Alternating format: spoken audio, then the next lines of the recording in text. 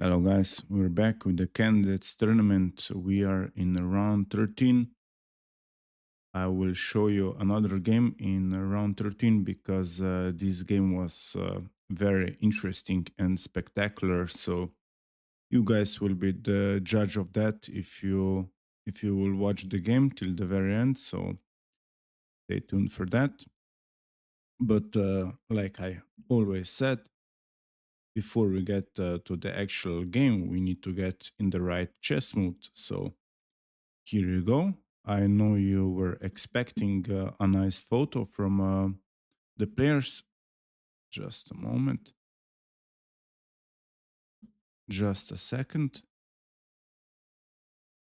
Here you go. You can see Wei Yi on the left side. He's playing with white pieces, and this is in the opening stages of the game.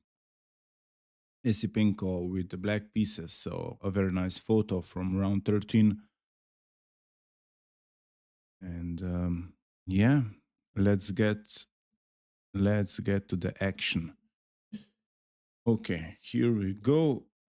Wei Yi opened and started the game with we have e4, e5, and knight f3 attacking the pawn. Knight f6. This is the Petrov defense, and we have knight takes on e5, d6 challenging the knight. Knight jumps back to f3, and knight takes on e4. And here, this is the position. Wei Yi played c4, which is not the most common move in this position. The most common move is to play for d4, or maybe bishop to d3, or even d3 can be played. But c4 is not the most played move. But yeah, let's see how Esipenko plays against this c4 move. We have we have bishop to e7, nicely developing a piece, and now even d4, controlling a lot of squares in the center, and now d5, challenging the c4 pawn, and bishop to d3, nicely attacking the knight, and another move with the bishop b4 check. And here in this position, white could easily play. You could block the check. Let's say, for example, knight to d2, and then we would see something like castles, and bishop to f5. But I think in this position, Wei Yi really wanted to surprise Esipenko, and he played king to f1. And now we have c6, defending and strengthening the d5 pawn. Queen c2, putting some pressure on this knight. This knight is attacked 2 times, so maybe you need to react. We have castles, and now, sorry, this is not a3. We have a3, attacking this bishop, and bishop goes 1 square back to a5, and now bishop to f5, to f4. Knight d7, maybe preparing knight f6 to add additional support to that e4 knight. And here, if you guys are thinking about capturing the knight, this is not a very good idea, because we would see something like d takes on e4, and now if the queen takes, black has got rook e8, and now this is you need to move the queen, and now this is positionally already lost for white. You can still play it, but black would get too much development and activity for a pawn. So in this position, Wei Yi played knight to c3, developing the knight, another piece, and now we have bishop takes on c3, b takes on c3, and queen to a5, nicely putting some pressure on this c3 pawn. So how you deal with this? We just captured in the center with c takes on d5, c takes on d5, and now he pushed the pawn one square to get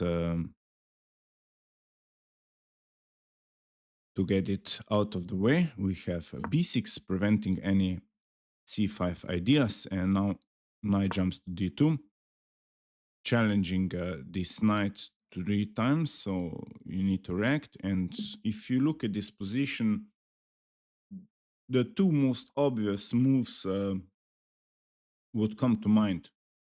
Here, f5, which is a mistake. This is what Esipenko played, but I think you guys can find it easily. The second move, which I hope you're looking at, is knight from d to f6. You just develop the knight to his actual developing square, and you defend it, and we would see something like f3. But now you don't move the knight and you go after the dark square bishop. You play knight h5. White needs to react, bishop to e3. And now you play f5. The point is, let's say, for example, if white captures the knight, you're getting absolutely devastated. F takes on e4. This is a big mistake. We would see something like you need to take with the f pawn, because did you forget about the f8 rook? The king needs to move, and now you just pick up the bishop, queen takes the pawn, and now you're completely losing with white. So unfortunately, if black plays f5, first you need to play king to g1. You need to step away from this file, and now we would see even f4. You leave the knight hanging and you challenge with the pawn this e3 bishop. Knight jumps to b3, attacking the queen, and queen a4, pinning the knight. We have bishop to f2, nicely defending the bishop, but now you need to jump with the knight back, or you need to capture this amazing bishop with the captures and recaptures. And now knight jumps to f6, and at the end of the line, the position is described as equal. This pawn is defended by the knight, so there is no threat. The knight is pinned. White black defended very well. The bishop will come to b7 or d7. Black has got a nice game. So in this position, Esipenko played f5, and we have king goes to g1, bishop to b7, nicely activating the light square bishop, and now f3 challenging the knight, which is a mistake. And here Esipenko played rook from a to c8. This is a missed opportunity, a missed opportunity for Esipenko. I'm going to show you a nice line what should have been played, so Esipenko would get some chances winning this game. He needed to find, and I'm not going to ask you right now, but he needed to find knight from d to c5, which is an amazing move. And now we would see something like the bishop is hanging, so what now? The best move is to go back with the bishop to f1 square, but now we would see something like knight jumps to e6. You attack the f4 bishop. And now if you accept the knight, we would get knight takes on f4, e takes on d5, and with the move b5, you split those pawns. Those pawns would be weak, and as you can see by the evaluation, black is slightly better. Because of the activity of all the pieces, the black king is much safer than white king. This rook is still undeveloped. It's the question is, how will you get this rook in the game? The bishop is nicely placed on this long diagonal. this knight is threatening all sorts of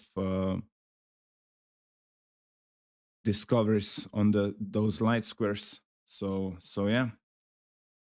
And now is the time. So far, if you're enjoying in my content, please feel free to subscribe, hit that button, share this video with your friends and family who like chess. So a lot of people can come and visit our channel.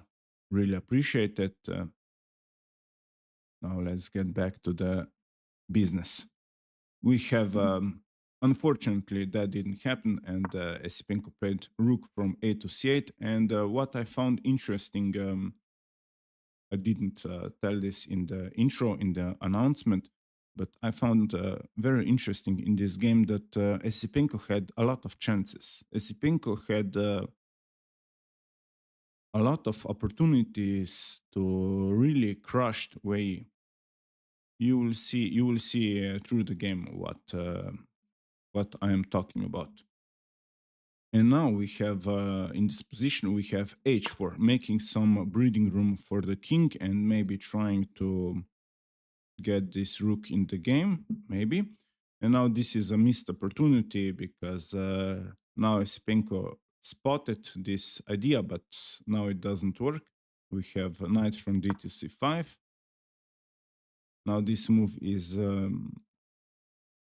pointed out as a mistake. We have d takes on c5 and queen takes on c5 with check. King needs to move, king h2, and queen to f2. A very nice move. And here in this position, let's say, for example, what's the threat if you play some a silly move? Let's say, for example, you play a4. You're getting destroyed quickly. We would see queen takes on a4 with check. King needs to move, and queen delivers a nice check. King goes to h2. A nice check on h4 again. King goes to g1, and queen takes the bishop.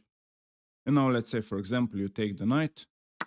You take the knight, and we have queen delivers a nice check on e3.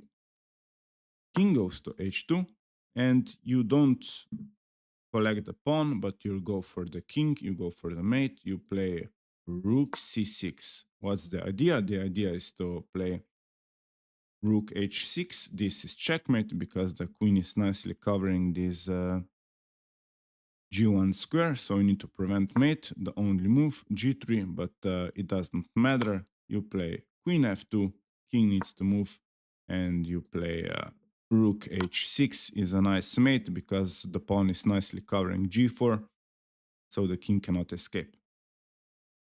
So a very nasty idea by Esipenko, and of course, maybe you guys would fall for this, but not Wei Yi. Wei Yi spotted, and he played the right move. King to h3 was played, and now queen goes to d4. Bishop takes on e4. F takes on e4, and bishop retreats to g3 square. The king is now nicely defended, and we have e3 challenging the knight. As you can see, Esipenko has got a passed pawn. We've got knight to b3 attacking the queen, and queen goes back to f6. c5 challenging the b6 pawn, and now bishop to a6. A very nice move by Esipenko, nicely controlling those light squares. You are two squares away from promotion, and we have rook from a to c1. And now b takes on c5. A mistake, and in this position we played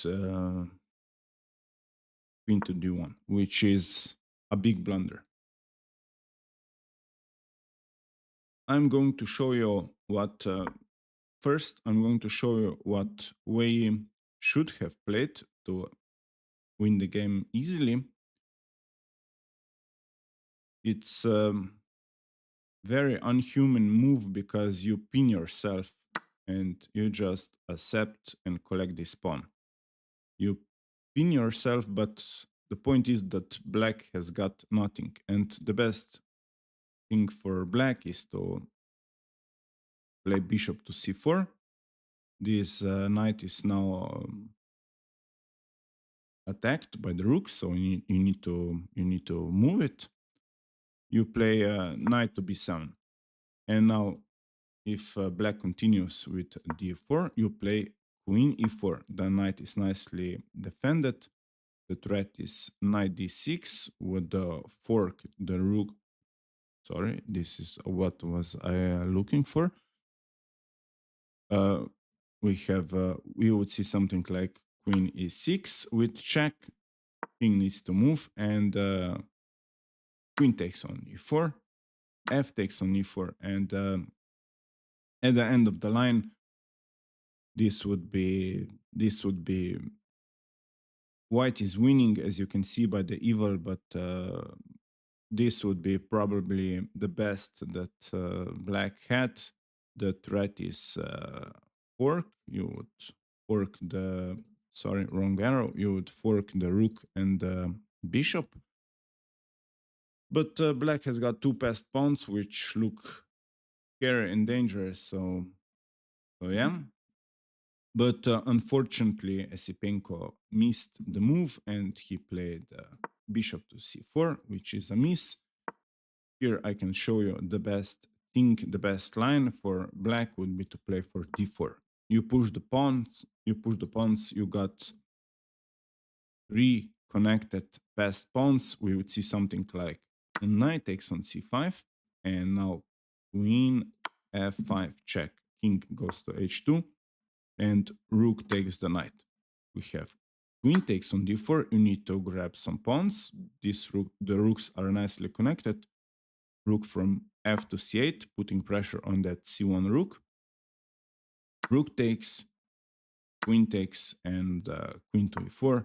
And at the end of the line, the position would be equal. So as you can see with this move, d4, Esipenko would tie the game, and it would probably be a draw. But this is his missed opportunity. He played bishop to c4, and now knight to a5 was played. Queen e6 check, king goes to h2, bishop to a6, knight jumps to b3, attacking the pawn, bishop to c4, knight a5, attacking the bishop. You need to move the bishop. Bishop goes to a6. The players repeated some moves. Knight b3, bishop c4, rook e1, attacking this e3 pawn, rook from f to e8, knight jumps to a5, attacking this bishop. Bishop retreats, and knight b3, bishop c4, again repeating moves, knight a5, bishop a6, and queen a4. A very nice move by Wei Yi. And now rook from e to d8, trying to push those pawns, but Wei Yi played knight to b3, bishop to c4, and knight to a5, bishop to a6, and knight to b3, bishop c4, and rook to c3, threatening to capture the pawn. We have e2, the pawn is nicely defended, but now knight jumps to c1. This pawn will fall. We have queen a6, trying to trade off queens. The pawn is defended. We have queen c2 and rook e8. Knight jumps to d3, disconnecting the defense of the pawn. And we have queen goes to f6. And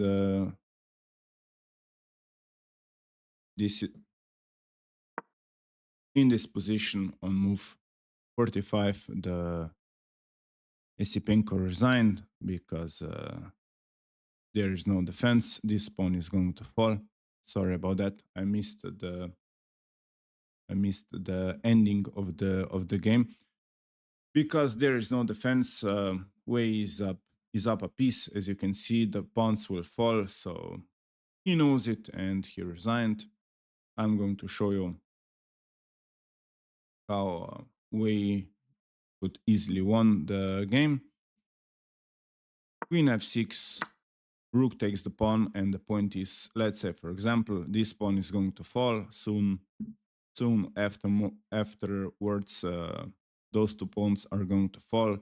The point is, if you, let's say, for example, accept the rook, you play queen takes on e2, and now even if you collect this rook, you're getting checkmated, check, and now if the king moves to h8, this is checkmate, so you can't play that. But what can you do?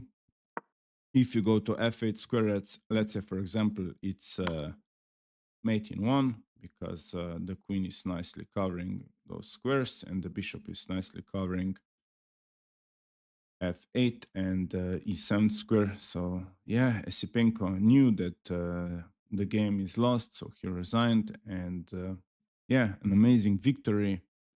But it all came down to this moment when Esipenko played bishop to c4. Here, I think he really had chances. He needed to find d4, and the game would be equal. As you can see by the as you can see by the eval, the game would be about the same for both sides. So yeah. Once again, thank you very much for watching. Feel free to subscribe, hit that button, like, and share this video with your friends and family who like chess, like I said. And I'm going to cover one more game of the FIDE candidates tournament. Really hope you enjoy it, and we'll see you soon with more chess videos to come, more chess content. Follow and stay tuned for Bobby Fischer series. And if you want to be featured in my series Learn from Beginners, you can send me your games, and if it delivers amazing chess content for my channel, for the chess community, you can be featured in the next chess video. So stay tuned, and we will see you soon. Goodbye.